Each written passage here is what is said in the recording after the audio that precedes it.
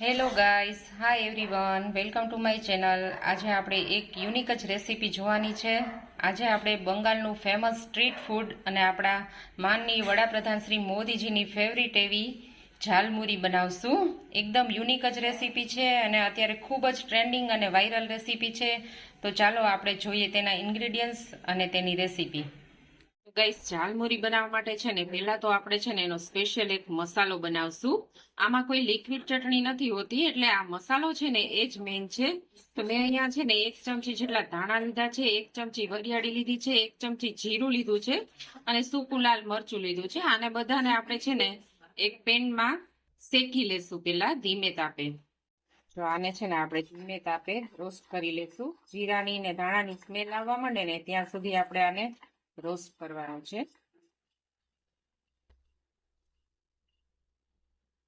જો આ આપણો રોસ્ટ થઈ ગયો છે મસાલો। હવે છે ને આપણે થોડો ઠંડો થાય ને આ બધું, એટલે આપણે પછી એને ગ્રાઇન્ડ કરી લેશું અને એનો મસાલો તૈયાર કરશું।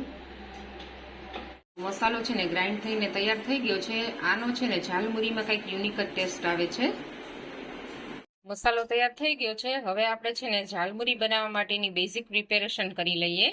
તો મેં છે ને અહીંયા એક બાઉલ જેટલા મમરા લીધા છે। મમરાને છે ને મેં ડ્રાય રોસ્ટ કરી લીધા છે, એટલે મમરો છે, મમરાનો દાણો છે ને આમ ક્રિસ્પી રહી, બરાબર।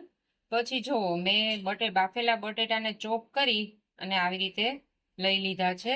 પછી ટામેટા લીધા છે ચોપ કરેલા, એક ઓનિયન લીધી છે, પછી ચવાણું લીધું છે 1 વાટકી જેટલું, પછી સંચળ પાવડર અને ચાટ મસાલો લીધો છે। પછી આપણે જે અથાણું હોય ને એનો રસો લીધો છે। આનો પણ એમાં બહુ યુનિક ટેસ્ટ આવે છે।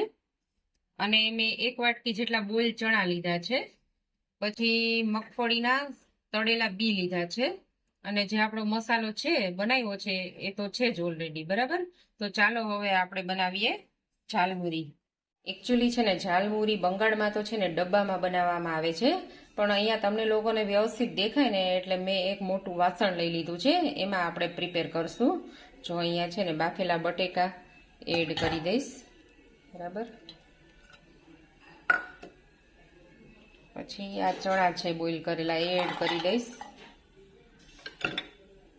પછી ટામેટા એડ કરી દઈશું ચોપ કરેલા। પછી આ ઓનિયન છે ચોપ કરીને એડ કરી દઈશું।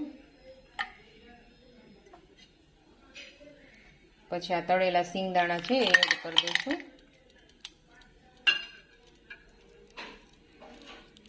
પછી આ ચવાણું છે એ આપણે એડ કરી દઈશું, બરાબર।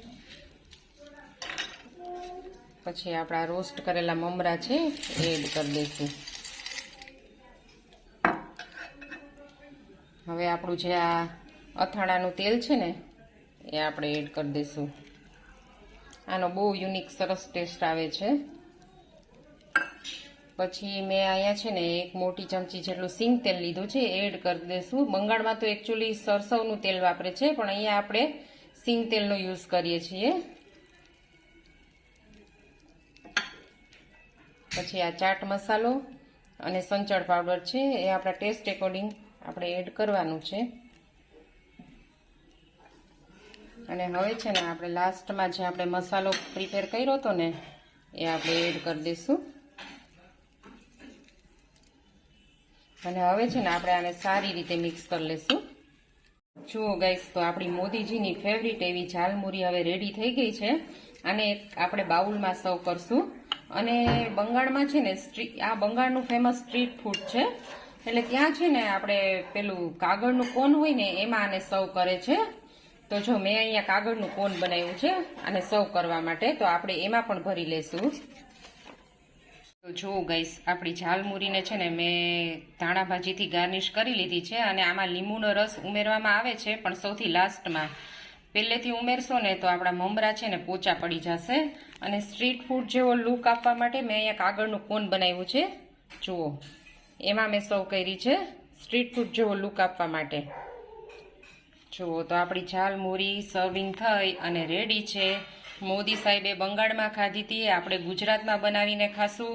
તો મારી રેસીપી તમને સારી લાગી હોય તો તેને લાઈક કરજો અને શેર કરજો, અને મારી ચેનલને સબસ્ક્રાઈબ કરવાનું ના ભૂલતા। ફરી પાછા આપણે અવનવી રેસીપીઓ સાથે મળશું અને અવનવા સ્વાદ સાથે। Thank you for watching.